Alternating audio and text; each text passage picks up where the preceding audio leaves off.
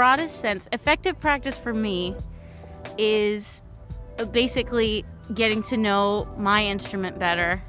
And I do that by singing and listening a lot, honestly. And I'm sort of like an obsessive person when it comes to music, so I'll listen to something that I like 100 times in a row. And that's part of my practice, is listening. And then I will either mimic or transcribe or just sing along with it. That is effective practice for me. I feel like I am getting a better knowledge of my instrument when I do that. So getting more in touch with myself. It looks different, yes, for everybody, I think. For me, practicing in like small chunks is like super important.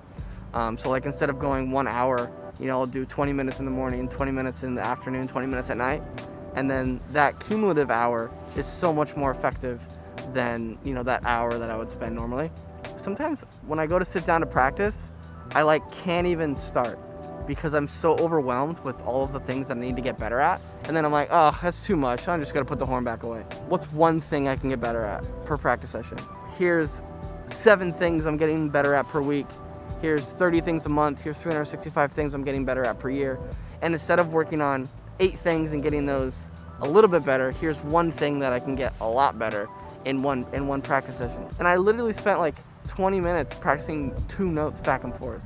Like different rhythmic things, different just fingering things, and then using this, and then practicing the scales that go along with it.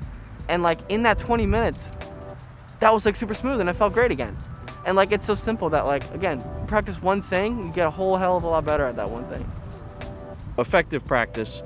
A lot of people think it's amount of time spent in a practice room. While that may work for some people, to me, I feel like when I get the most effective practice done is when I'm thinking from the jump about quality over quantity. I made a list of all of the technique exercises that I knew and categorized them in terms of, like lip flexibilities and articulation and scales and range exercises, endurance exercises, long tones, all that kind of stuff. And I physically could see it in front of me.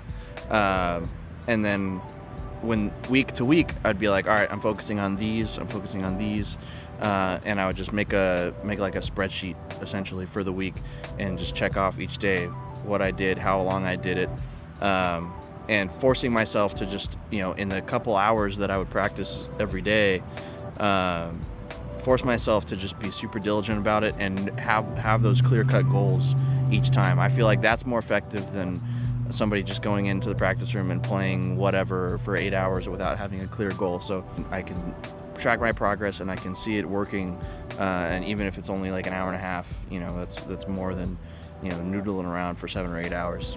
Okay, effective practicing to me is 3 to 5 minute increments of whatever concept you're working on, and super uber focus. For an example, on a drummer, if I wanted to get better and faster singles, then I would set my metronome to my threshold tempo, my almost fast tempo, and try to stay there, and then turn the metronome off, try to keep it there, and then try to push it until I get tense, and then back off, and then repeat that 3 to 5 minutes.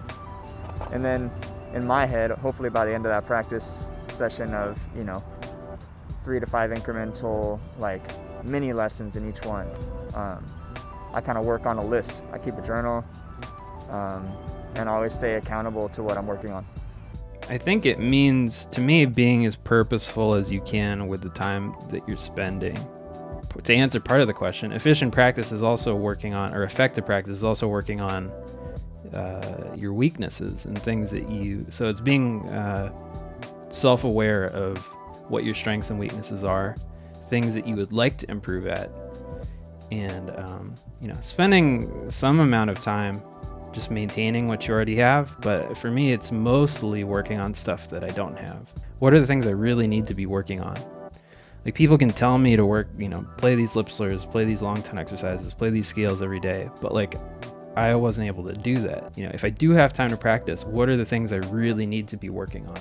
And when I did go to school and I was at Manhattan School of Music, I lived in the dorms and we had 24-hour practice rooms. I would take that time and I would always call other people up and ask to play together. So I do think actually like practicing with another person can also be really helpful.